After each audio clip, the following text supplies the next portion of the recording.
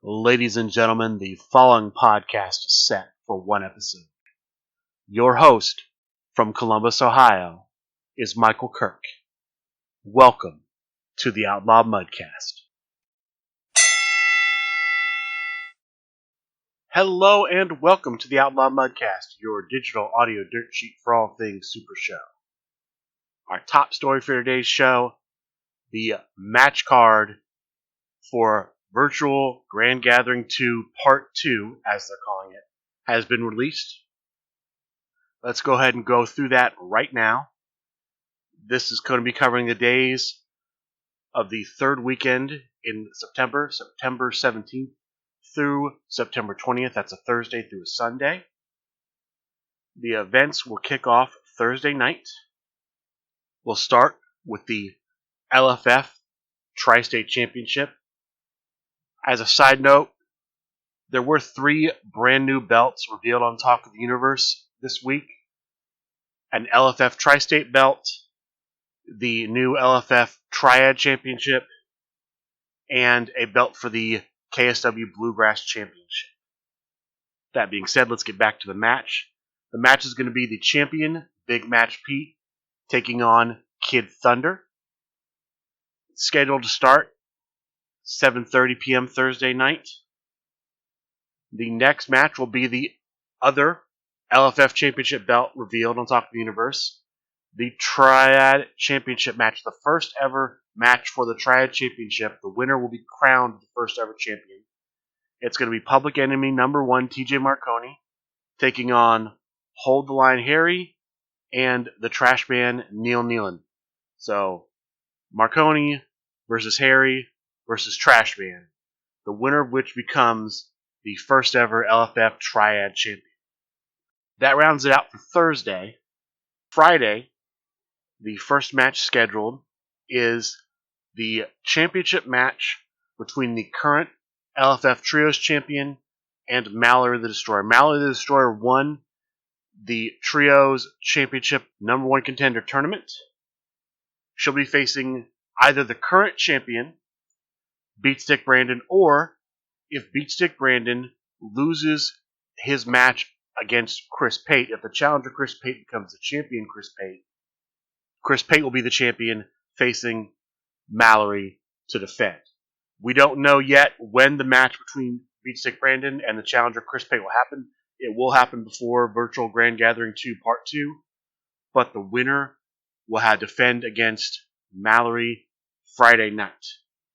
That match is scheduled to start at 6:30. We will have the top 32 for singles. As of right now, the current Virtual Grand Gathering singles event is underway. Sign-ups closed Thursday. There are 16 groups of either 5 or 6 players. There wasn't an even number, so it couldn't be all 6 players. 16 groups. Top 2 from each group will make the top cut, and then they will face off bracket style.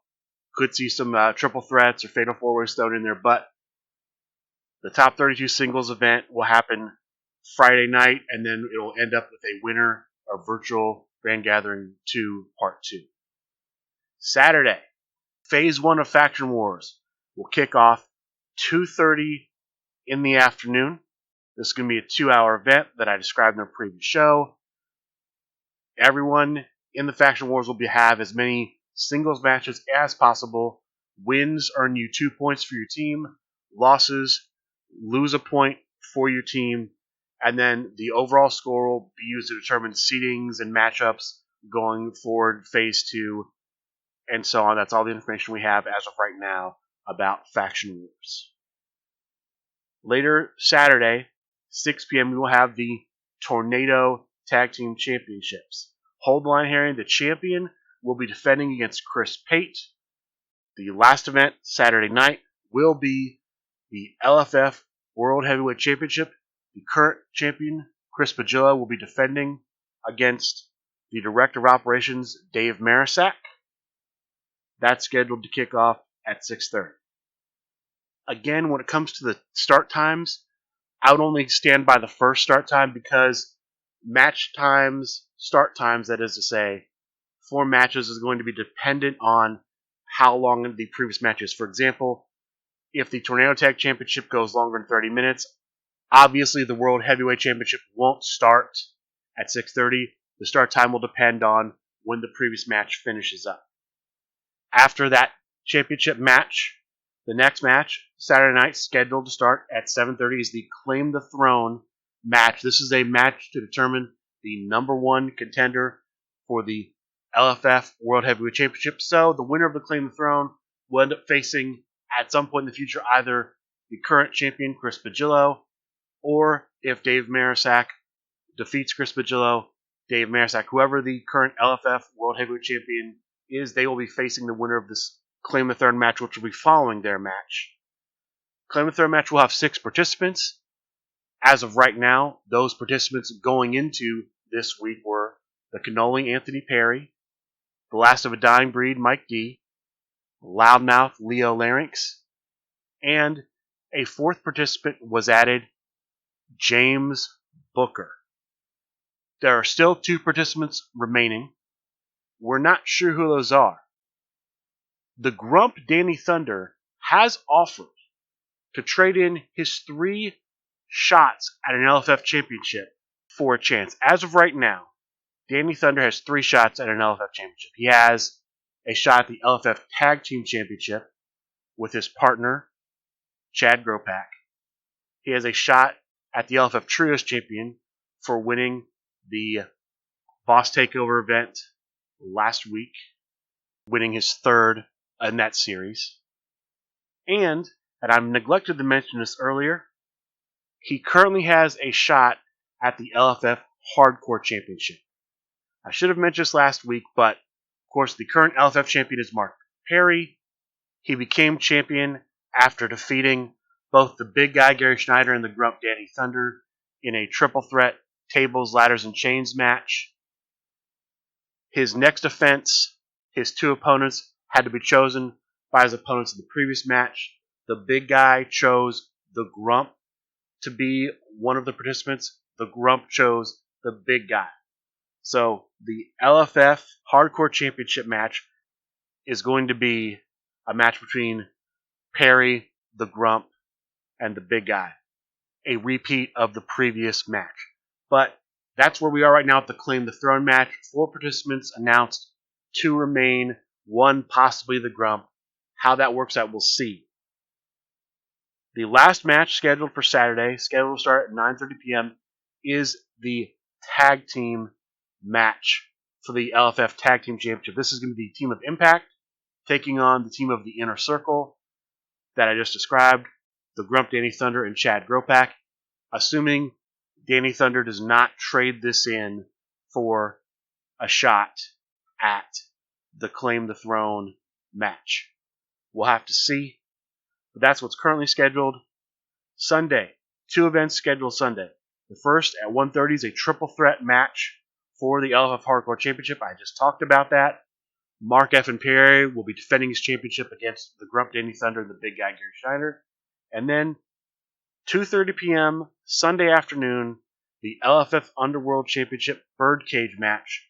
Kirk Polka will be defending against Alan Hawkins, the Rev Robert Torn, the Phoenix EV Fresh, Everett Stevens, the consigliere of the Crime Wave, Brian Wait for It Schmidt, the headband champion, Matt Nealon, and the Impact Bound for Glory winner and host of the Outlaw Mudcast, Michael Kirk. That's right, I will be in the final match of Virtual Grand Gathering 2, Part 2. What's going to happen? Who knows? 6 men. It's going to be crazy. If I'm going to have a shot at it, I'm going to have to run the table because I'm going to be one of the first 2 men in the match. It's quite an exciting weekend, but that's where we are right now. Virtual Grand Gathering 2, Part 2, match card is out there. Things I forgot to mention. The LFF World Heavyweight Championship match stipulation will be a main event stipulation. The LFF Tag Team Championships, not the Tornado, but the regular Tag Team Championships will be no disqualification. And that is it. A last spin of note, all these times are subject to change depending on various circumstances, but that is the schedule they have put out as of right now. Next bit of news. We have a lot of competitors that have come out with new finishes this week. Just some off the top of my head. The weapons, specifically the living weapon Michael Dean, is getting a new grapple finisher, but you have to buy the weapons tag team card to get it. There's a new finisher with the Gray Matter tag team card. The Witch's Apprentice is getting a new finisher. Steel Wool has gotten a new finisher. Vegas Invaders, I believe, is available for the first time with a new finisher. A lot of competitors are coming out with new finishers. I am not particularly happy with the way some of these have released. Some of them a little more forgiving than others. What I mean by that is this. Let's take, for example, in the case of Steel Wool. Steel Wool has already come out with a full set of finishers. So if I want to buy this new finish, I can't just buy it separately. I have to buy the Steel Wool set again just to get the new finish. I would rather they do something like they did with Kenny Omega's V-Trigger or Flip Gordon's Flip 5, where when those new finishes came out, they were just available to buy separately. I would rather just buy them separately than have to buy the whole set again. Some of these, it makes a little sense. Things like Gray Matter or Steel War are a few months old. Some things like the weapons came out just a month ago, give or take a couple days. To now say, oh, we're basically reissuing them with a new finish, I'm not a big fan of that. I don't like that at all. Also this week, there's new apparel in the apparel store at supershowthegame.com. They've got a brand new white zip-up hoodie, like a brand new white with purple t-shirt. So some new items coming out on the website. But the biggest thing available for sale on the website as of right now, they've announced, are discounts on a tag team finisher or a trios finisher. If you have a tag team card or a trios card and you're looking to get a finisher, if all you ever had was the competitor card before, for a limited time, buying a single finisher is available at a discounted price. That is the big news coming out of SRG for this week. I believe now, let's talk about a competitor I was going to talk about last week, but we bumped it for the Colt Cabana announcement, the Mudcast exclusive that we had last week. As a result of that exclusive, the Colt Cabana competitor set sold out from the website of Colt Cabana. I believe it's coltmerch.com. That sold out within 24 hours of the publication of the Outlaw Mudcast last week. All 50 copies sold. I believe they are sending another 50 copies to Colt Cabana to sell. We'll see if those will sell out again. But that's the update I have on the story from last week. Getting back to the competitor, I was going to talk about the brand new Tornado Tag Team featuring Marley the Destroyer and Mila Mai, Maidens of the Storm. We'll talk about it right now. It is a Tornado Tag Team featuring both the logos of those two competitors. Here are the skills. Here's the gimmick. Power 12, Technique 14, Agility 20, Strike 16, Submission 18, Grapple 10. When your opponent hits a grapple, copy its text, then blank it until the end of the turn. I'll start out giving my thoughts on the skill stops in the 13 through 15 slots. This is an agility of 20 with a submission of 18. A card like Kick in the Corner makes sense. You could also run Alien Invasion here. That's a skill card that says if your agility is higher than your opponent's agility, stop any grapple. Place one card from your discard pile on top of your deck. With a submission of 18, you have a high enough skill to run that card. With a submission of 18 in the 15 slot, you could run a card like Bow and Arrow. And then the 14 slot, you have a power of 12 and a grapple of 10. Falling Power Slam and DDT type cards do not make sense there. 13, I would probably think about doing Alien Invasion. 15, bow and arrow, or something equivalent to that. Onto the gimmick. When your opponent hits a grapple, copy its text, then blank it until the end of the turn. This is nice because it doesn't specify your turn or your opponent's turn, just end of turn period. So, when your opponent wins a turn and they play a grapple card, you can copy its text and then you blank it until the end of turn. So, for example, if they hit a card like Reverse Head Drop. Reverse Head Drop is a follow-up card at number 17. It says when you have another grapple in play, your next turn roll is +2. If your opponent hits a card like Reverse Head Drop, you copy it, so you get +2 if you have another grapple play. You then blank it so they don't get the +2 until the end of the turn. You essentially can steal your opponent's grapple card effects. Also, let's say it's your turn. You play a submission card. They play a grapple card to stop that card.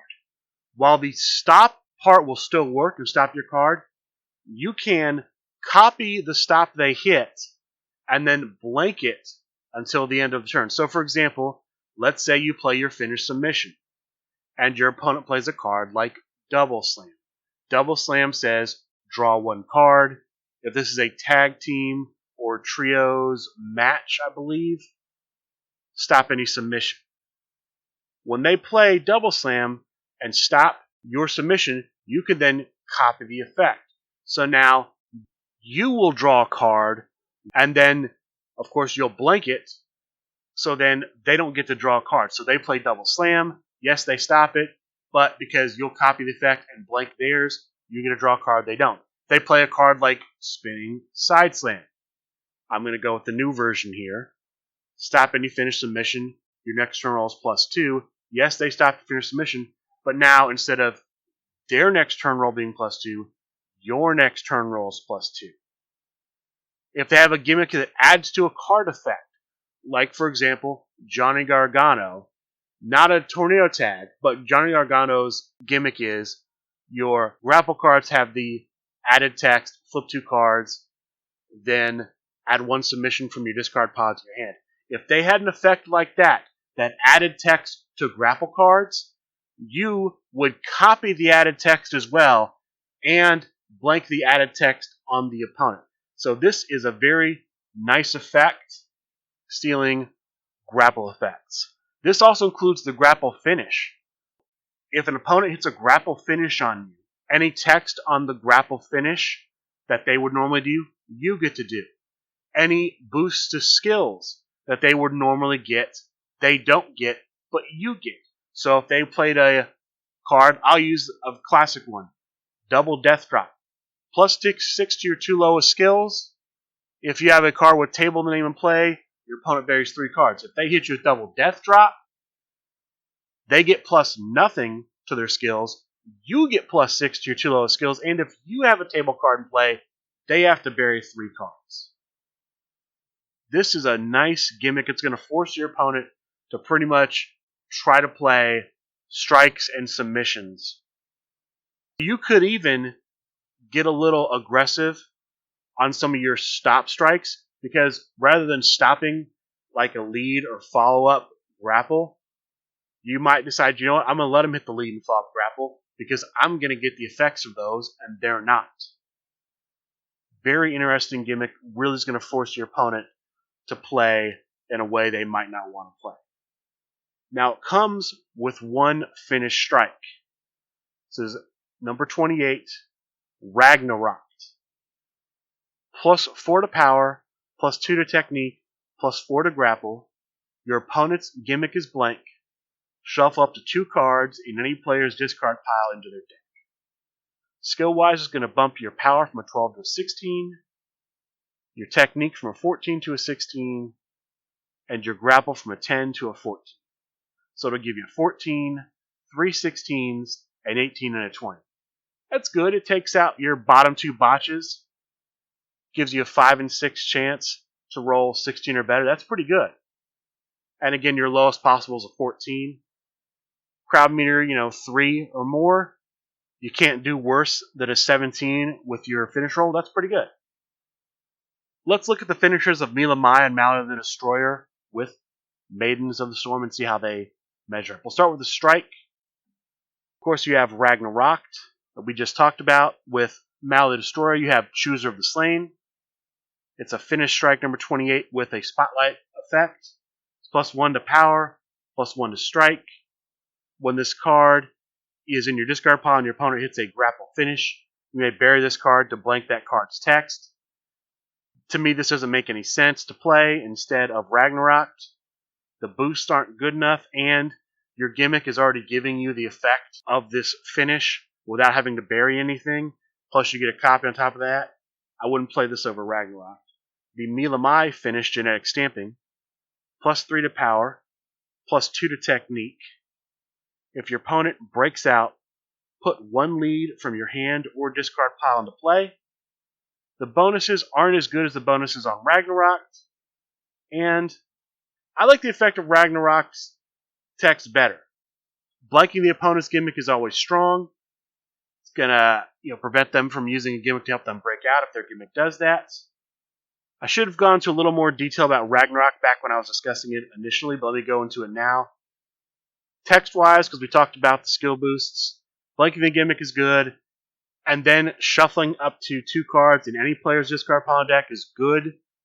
Either way, you can shuffle up to 2 into your own. So if you want to get something back in case they break out of this to give you a good start for the future, this is good here. If you want to basically shuffle some junk back into your opponent's deck, or if it's early game, you want to take cards that are in the discard pile that are good, that the opponent could get back and get rid of them, you could shuffle those back. And it's shuffle up to 2, so you can choose to shuffle 1 if you wanted to. It's all up to you. You can shuffle 0, 1, or 2 cards. But yeah, to me, Ragnarok better than Genetic Stamping. In the strike spot, Ragnarok to me makes the most sense to play. Next, let's look at the grapple finishes. We have Shield Maiden's Kiss from Mallory the Destroyer, +2 to technique, +2 to grapple, flip 1 card. If it is a grapple or submission, you may have this card copy its text, or +2 to power. The skill boosts are similar to Ragnarok if you decide not to copy the flipped card. It's +2 to power, +2 to technique, +2 to grapple, which boosts your bottom 3 skills by +2 apiece. So it gives you essentially 12, 14, 2 16s, and 18 and a 20. It's nice. Or if you flip a card and it's a grapple submission and it's got a really nice effect, it gives you nice text to copy there. The other option, Chain Reaction, +2 to power, +2 to grapple, flip 1 card. If that card is a lead or follow-up, this card may copy its text, or +2 to technique. Very interesting because both, essentially, if you choose the skill options, the skill boosts, it bumps all 3 the same skill boosts. The only difference is really, in the case of Shield Maiden's Kiss, you can copy a grapple or submission. In Chain Reaction, you can copy a lead or follow-up that you flipped. You can copy the text of one of those. It's really just going to be what makes more sense to you.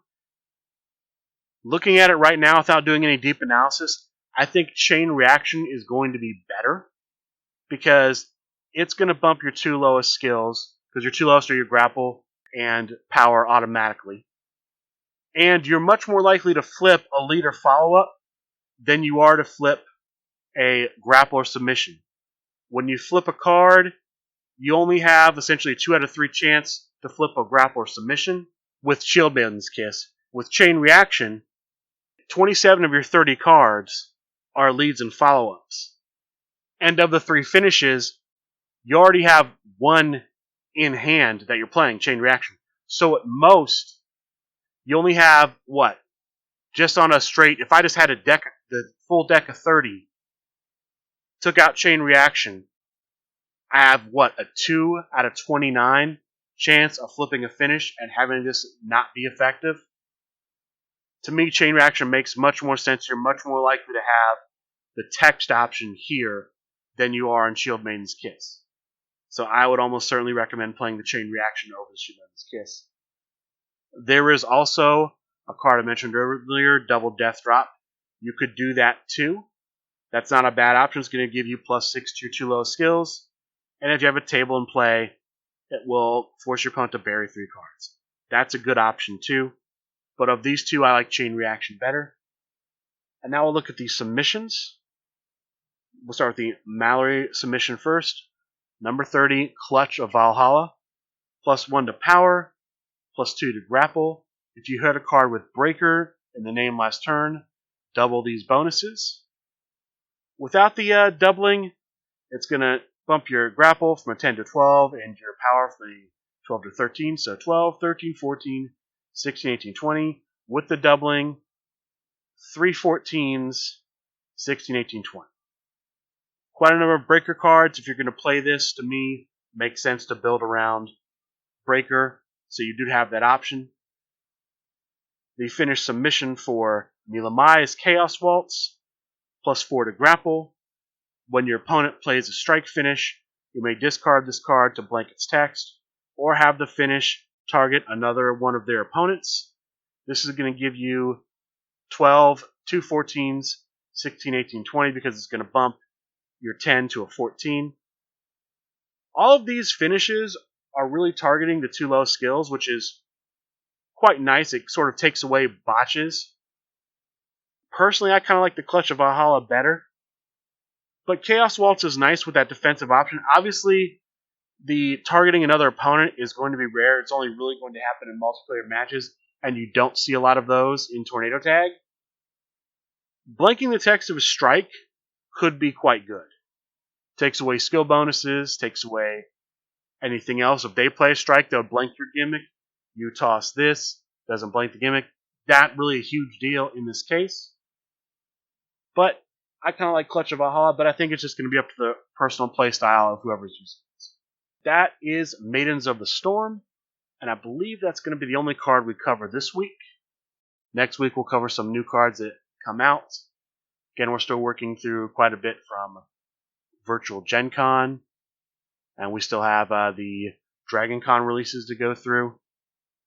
I should have mentioned this earlier, but in addition to all the other things that were released by SRG this week, Luna Hollows, a new competitor set. We knew this was coming out because the logo for Luna Hollows was on the Hallow Kingdom Tornado Tag card. Luna Hollows currently available for sale on the website until the weekend of Virtual Grand Gathering 2 Part 2, and then it will come off the website and not come back on until Halloween this year. We'll talk about that coming up in the future. Probably talk about that the same week we talk about Hallow Kingdom. But that's it for new releases for the cards we're covering. Let's start talking about the tournaments for this week. Thursday, Boss Takeover. Standard Boss Takeover format. I believe group stages, then a top cut. The finalists of this event were James Booker using Trent and Candyman Dan using Sierra Nevada. And Candyman Dan walks away with the win here. Candyman Dan wins Thursday night event. Friday, we have the Revenge of the D-Listers. This was an event where you had to pick a competitor that was not drafted as part of the Faction Wars draft. The final match came down to Stephen Hines using Boy Howdy and Hold the Line Harry using El Gato Sombrio. From what I can tell, it's not the flip version of El Gato, it was the normal El version of El Gato, and El Gato won. So quite a little bit of a winning streak for El Gato. Apparently, Hold the Line Harry has used this twice in the dojo recently and won both times, and now has won an online tournament. Congratulations to him and to Candyman Dan from the previous event. Saturday night, we had the Cannoli Anthony Perry's Claim the Throne event. I believe there were 3 pods in this event. That is to say, 3 groups playing in the Claim the Throne match, and then the winners faced off. The 3 winners were Stephen Owen using Dr. Emily Booker DMD, Mrs. Living Weapon Amy Deans using Kenpo Kenny, and Candyman Dan Hughes once again using the new version of the general manager John Calais. And the winner of the tournament was Stephen Owen using Emily Booker. Congratulations to him. There was also a follow-up birdcage that Chris McMillan ended up winning. Congratulations to him there as well. And then finally, Sunday night, we had the Strange Bedfellows Tag Team Tournament. This was a tournament where every match you would have random pairings for the tag teams. So if you signed up as a single, and then you'd be put into a match where you and an unknown player are facing off against two unknown opponents.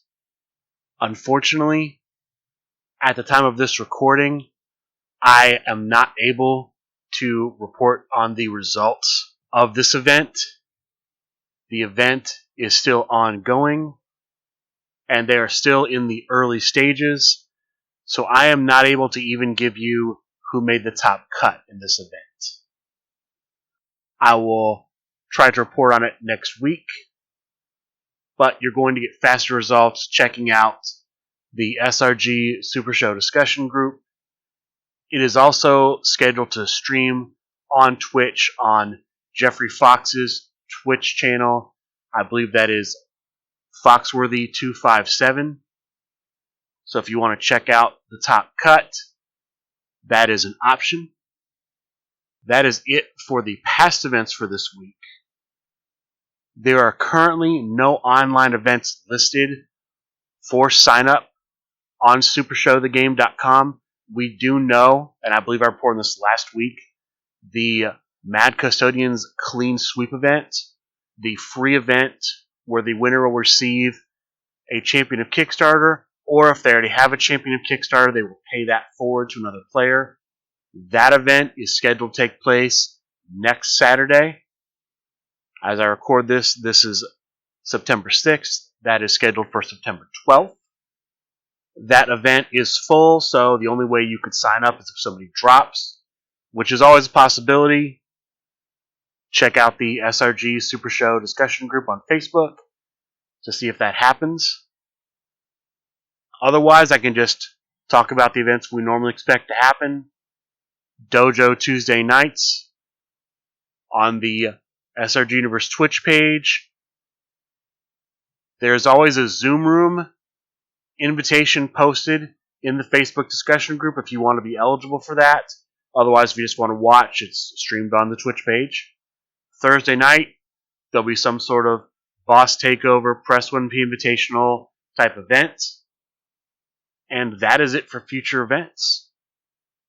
One last thing of note, with all the new finishes coming out, if you make an apparel purchase, because like I talked about, there are new t-shirts and a new hoodie out.